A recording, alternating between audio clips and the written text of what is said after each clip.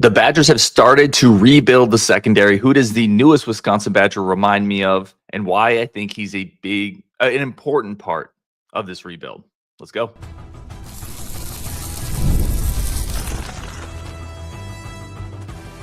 You are Locked On Badgers, your daily podcast on the Wisconsin Badgers.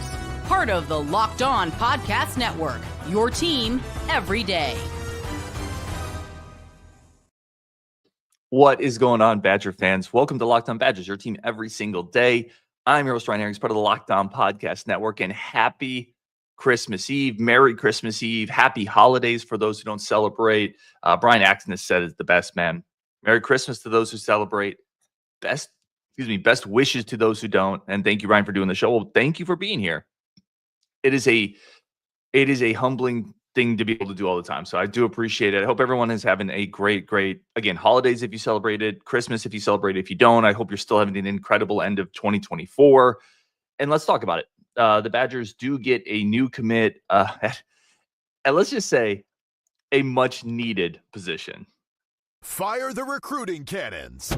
Another one is headed to Madison on Wisconsin.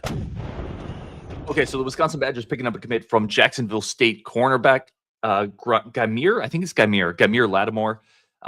Who is Geimere Latimer? What is he bringing to the secondary room? He's about 5'10", 190 pounds. He has long arms.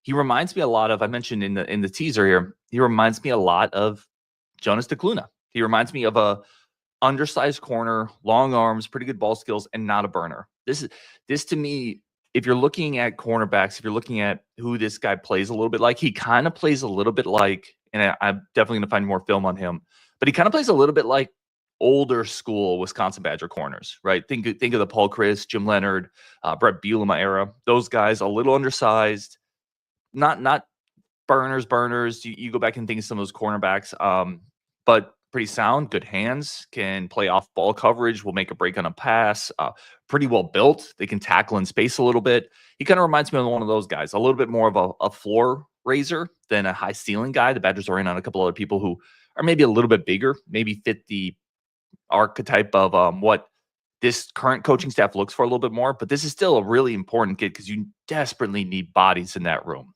You desperately need DBs that have played, that have started. This is a player who started games, was productive last year, had 3 interceptions, does show the ability to break on the pass in front of him. A couple of those clips are out on Twitter. I put a couple of them up on our Discord. This is a good piece.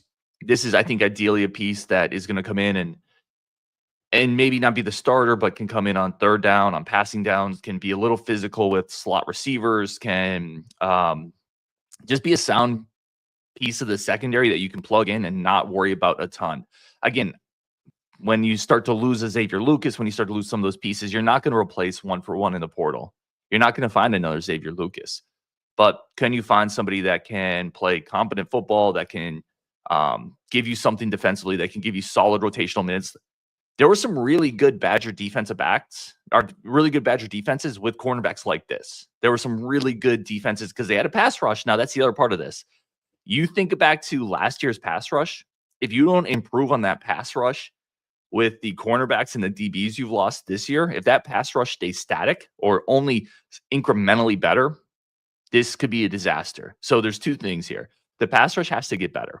It has to get better because it's the best friend of a corner, like not letting the quarterback sit back there for 4 seconds and scanning the field. So the pass rush has to be better this year because the secondary lost so much. It just has to be. And if it's not, it's going to be a disaster. This is going to be a disastrous defense if the pass rush isn't improved. However, there's been some really good Badger defenses because the pass rush is better that have had cornerbacks like Lattimore, who are just solid. Just, again, there's my word again, right? Solid. Be solid. He's experienced. He's got long arms. He's got ball skills. He's got enough size. I'm trying to find some 40 times, some updated speed times on him. There's high school track times. He's not a burner, though. So think back to a name that I always use in this show, but like a Devin Smith. Think back to that type of corner. Antonio Finellis, right? Those just solid cornerbacks that you could rely on to do their jobs. So not probably going to hold up. You're not going to put him on press man against Ohio State. You're not going to put him press man on Oregon with like a Tez Johnson, although I think Tez Johnson's gone. You're not going to do that with this guy because you can't. But there's a lot of cornerbacks you can't do that with, and you scheme around it But can he play solid ball? Can he help you in the depth chart? Can he give you good minutes against those other teams? Can he play off-ball coverage against the Ohio States and then come up and tackle? I think he can do a lot of that. And that's what you're bringing him in for. All right, let's get some comments here. Kremen Willis, Merry Christmas. Is he any good? Yeah, like I said, I think we just went through, but I think he's solid. I think it's a solid pickup. It's not I don't think you're bringing him in to be a star. I don't think he has the physical measurements to be a star. I think he's a solid pickup for a room that desperately needs people. Aiden says, do you think if next year is bad, Luke Fickell gets another year in 2026? Yeah.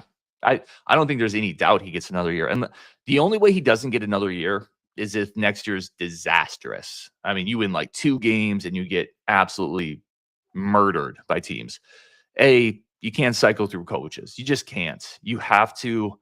If you bring in a guy of Luke Fickell's stature, and people forget like that was one of the biggest hirings that cycle. Like he was majorly in demand. You got to give him time. You have to give him opportunity to figure it out or not. And that's 4 years. You got to give him that. So barring a disastrous thing, I think he's absolutely back. Papa Dward, Merry Christmas. He says, yes, sir. DJ Maytake says worse than 5-7 gets Luke Fickell fired. Yeah, if he's worse than 5-7, 4-8, 3-9, I think you start thinking about it. I still probably think he stays, because if you fire a coach, then all these things he's brought in, all these players he's brought in, the recruiting department he's brought in, all that goes away. Your roster is gonna be gutted again. You're gonna have to start over again. You're thinking at another 2 or 3 years to rebuild it, and then you start to get into the swamp of sadness. You start to be the horse that a true can't pull out of the swamp of sadness. You can never get out of the muck. You just sink deeper and deeper. And then you get to the point where you need to find like a Barry Alvarez type to save the program. You need to find a iconic type of a coach who can come in and just change everything. I think it would have to be a disaster next year for him to get fired. Like I think he's going to get the 2026 schedule. And I kind of think like by the time 2026 is over, we're going to be looking back at this and saying, well, I'm glad Luke Fickell is still the coach here. That's just my opinion on that, though. Eric Heath says, I'm a diehard Badger fan. I love this channel. It's like my therapy. Thank you for what you do. Oh, thanks, Eric.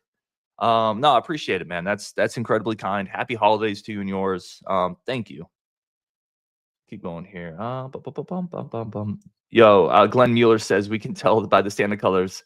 I buy the color Santa as a Badger fan. Now, please put a few more athletes on the sleigh and drop them off in Madison. Merry Christmas. Yes, sir. Let me tell you a funny story. We went to a Christmas train ride. So I had Santa on it. We brought our kids, and my kid was actually wearing the Santa hat. And the Santa there leans over to my 10-year-old and says, hey, should I bring you a new coach for Christmas? I was like, bro, stop. Oh, my goodness gracious. No, I think we're going to be this is going to be another tough year. I think this team is better. I think they've done a good job this portal season. I think this team is better. I think quarterback's better. I think we are moving in the right direction, guys. I really do. Now, that's just my opinion. All opinions, as always, are welcome on here, but I do think we are moving in the right direction. Euclinder says, thanks for bringing us up these transfers, Ryan. Merry Christmas. Yes, sir. You can also, if you're not on our Discord, I have a little mini thread of every transfer we've got, so you can go and let me actually put that up here. So if you guys are watching, you can see it, because I know not everybody's on the Discord, and definitely if you guys want to jump on it, you absolutely can. So this is kind of like every portal guy we get, we put a little thread in here with some clips in him and what position he plays. So definitely, if you want to continue following up on that, you can come join us on the Discord. It's free. We just talking Badgers. That's all it is. But thank you, Glenders, for joining on the show as always.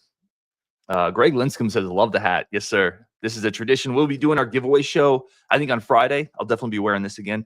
All right, let's take a quick second there. I want to talk about the secondary still, what it's still missing, and kind of recap where we're at right now with the portal. That's coming up next on Locked On Badgers. Not going to do a full show today because I don't want to keep anybody from Christmas Eve stuff, but definitely want to talk about this commitment and what is still coming up. That's on Locked On Badgers. Let's take a quick second for our friends of the show. And as always, a quick second to say thank you for tuning in. Today's episode brought to you by FanDuel. FanDuel is the #1 sportsbook that we use, the #1 sportsbook on the Locked On Podcast Network. This is where you want to go. Always do it responsibly. I got to make sure I want to throw that in there, but spice up your weekend. Futures, parlays, teasers, the spreads are on there. If you want to bet on the Badgers college basketball team, this is where you do it. Maybe get some futures on it. They're 0-2 in the Big Ten, but Iowa coming up. That's going to be a fun one. FanDuel's awesome, right? It's simple to use. The user interface is clean. This is the best spot for all your sports betting. Plus, right now, if you're a new customer, bet $5, you get $150 in bonus bets guaranteed over at FanDuel.com.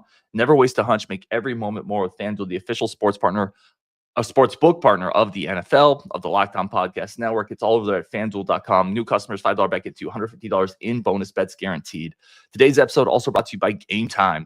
Again, we're going to be doing our Locked On Badgers basketball meetup event against Oregon. I'm looking for tickets. I'm looking on Gametime. I'm trying to get a block of tickets, y'all, so we can go together. We can walk into the Kohl Center together. We can cheer together. We can boo together. We can drink together. We can eat together. We can fan together. That's what this community has always been about, man. Let's build a better spot where we can be Badger fans. Let's build, not that there's not those spots already. That sounded like there was some arrogance behind it. It's not that. It's just, let's see if we can build a great spot to be Badger fans. Maybe that's how I should have worded it. And we're going to do that. Hopefully get those tickets on Gametime. Download the Gametime app today. Use code LOCKEDON for $20 off.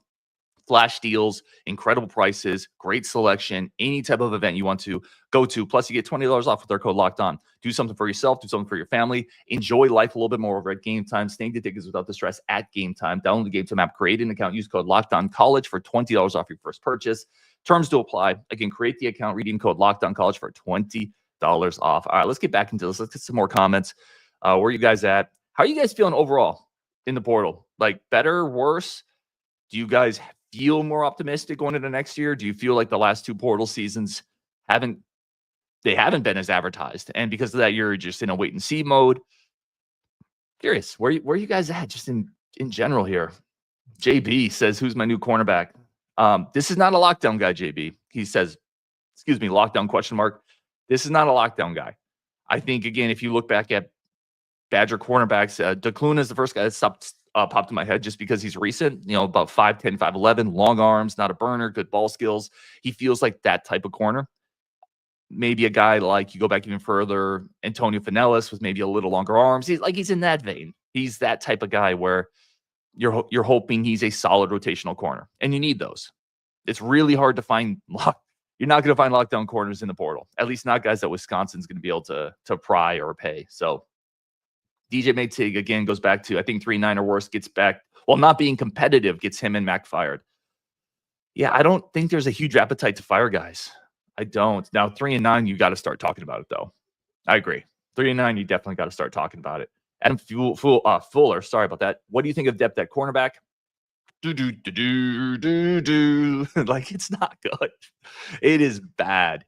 This is bad. And we still don't fully know if Ricardo Hallman's coming back. Still don't fully know what's going on with Xavier Lucas. I guess there's a miracle dream world out there where Rico comes back, Lucas re-engages with the Badgers, like Tom Cruise when he leads in that dogfight in Top Gun, and Iceman is taking on 17 MiGs and Maverick's freaking out. Maybe that's Xavier Lucas right now. Maybe Xavier Lucas is breathing. He's thinking about Goose. He's like, talk to me, Goose.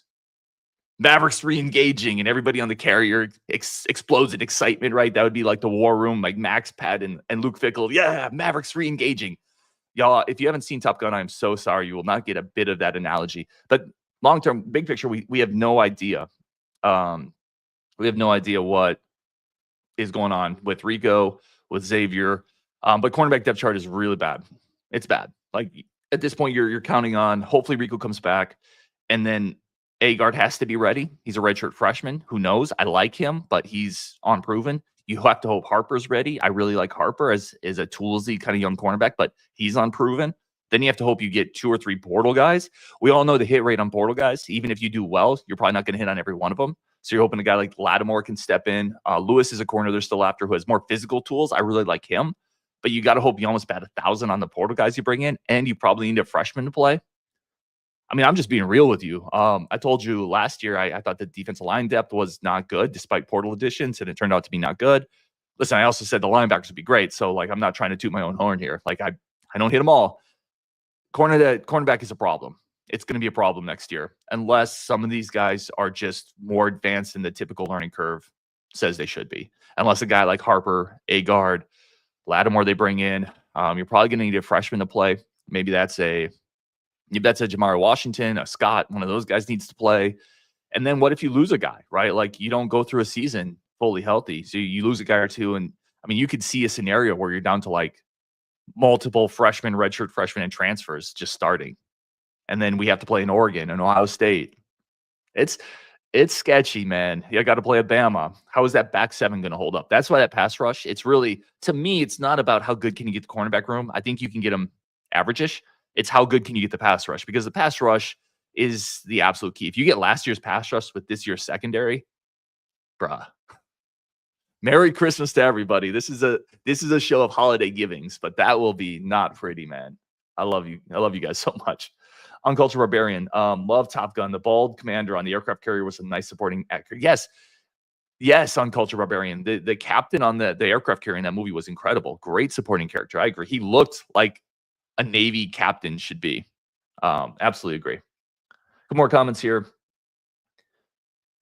Kevin Wills says Wisconsin would have been perfectly fine roster-wise next year if Xavier and Rico stayed. I think depth would have still been an issue. Hallman hasn't left yet, unless something literally just happened. Like I don't think anything happened there. I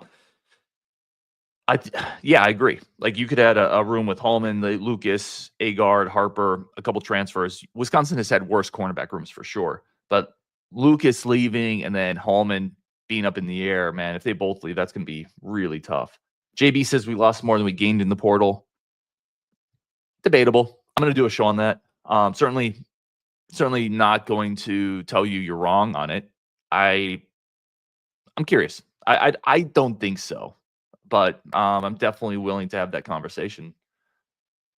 A couple more questions here. Dennis Reynolds says starting spot available. Yeah, competitive spirit takes you a long way at corner. I agree.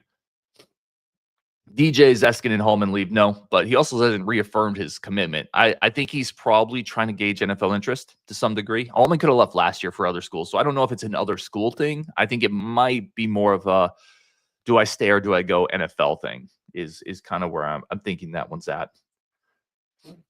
Brian Axness says offense is better from the portal, defense is worse with the quarterback transfers, but there will be more changes with spring portal. That's a great point. Listen, that's a really good point that we haven't talked about because we're so in the weeds with this portal cycle. There's another portal window coming for better and worse, right? Wisconsin will lose more guys after spring.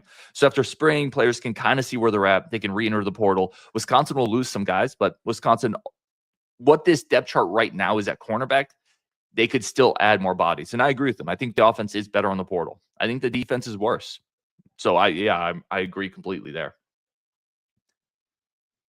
Adam Fuller says portal needs to be fixed. You should only be able to transfer once at a D1 level. The portal does need to get fixed. I agree. I think it's coming, guys. There's legislation potentially coming this summer. I think it's coming, but we're just not there yet, unfortunately. Jared Miller says the bar used to be 10 wins, and could we push into the playoffs? Now the bar is we have to reach the level of Iowa and Minnesota. It's going to be a long path forward in the portal era. That's true. Like, yeah, it's sad, man. You go back to 2017, 18. What Wisconsin's trying to do now is just get back to bowl eligibility. It wasn't that long ago we were in the Orange Bowl beating up on Miami, right? But it is what it is, also is what it is. It also is where we are at. And you can't ruminate too much on the past. You got to fix the future. You got to fix the present, which will fix the future. So I do like what they did in the portal. I think Billy Edwards and Grimes and the offense is going to be much, much better next year. And that's a low bar. It wasn't very good this year. Much better could just be mediocrity in the Big Ten. But if you get mediocrity in the passing game in the Big Ten after being 17th in the Big Ten this year, that's a big jump. That's a big difference. It's basically Iowa going from what they had 2 years ago to what they had last year. And that made a big difference, just going from gosh awful to solid. Again, there's that word again, solid. So I think that's what the Badgers are going to be offensively. They'll be solid. Got to get that pass rush going. Aiden says, which of the new guys, transfers or high school recruits, do you see having the biggest impact? Well, it's Edwards because he's the quarterback. But if I throw that one out of there, it's probably Kojiel. I think Kojiel has a chance to maybe even lead the team in receptions next year with the way Grimes wants to play offense. And with he's an NFL type tight end, I think Kojiel could absolutely be that guy. And if it's not Kojiel, it's probably one of the transfer defensive linemen because that was just such a desperate need of Parker Peterson. A lot of people are pretty high on him. I think it's probably one of those types, but I think it's Edwards and Kojiel for sure. All right. I think we'll wrap it there, guys. Again, I never get to every comment, and I wish I could, but I have to get ready. We have a family event coming up. I wish all of you just an incredible, from the bottom of my heart, like an incredible Christmas Eve, if that's what you celebrate. Oh no. Akefo is saying OMG, OMG. Akefo, tell me something didn't just happen. Hold on. Did anything just happen? Or is he just like really excited about this cornerback? I'm actually Googling right now because the only thing I could think of that would be like OMG worthy would be Ricardo Hallman. I don't know. I don't know if anything just happened. We probably still wrap it up here. Listen, if something happened, we'll probably just be back and talk about it again. Anyway, on Wisconsin, have an incredible sound the cannon. What just happened? Kepo, tell me what just happened. What just happened here? Hold on.